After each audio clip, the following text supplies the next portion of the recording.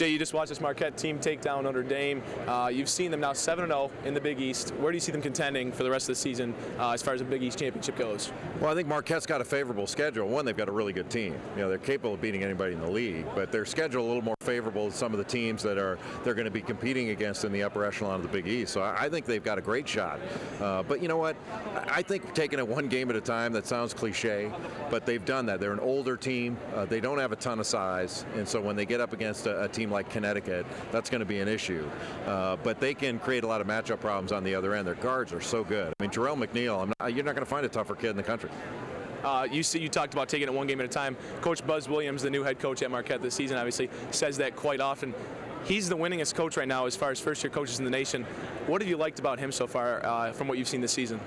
Well, he keeps it simple. You know, he knows he's got an older team and guys that are veterans that have been there before, and he's finding a way to incorporate his style and use their strengths. And I think he's done a really good job of it. I mean, obviously they're 7-0. They're 18-2 now. It's a pretty darn good record. And you know, I just love watching their guards play. They're so tough-minded, and they defend every play. They get up underneath you and get into you.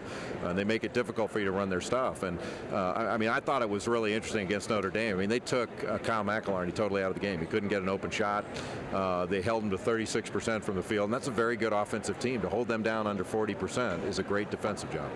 Georgetown comes to town to Milwaukee this upcoming Saturday. Greg Monroe is going to be another tough matchup for Dwight Burke down low. They shut down McElharney. Will they be able to shut down Monroe on the inside when Georgetown comes to town?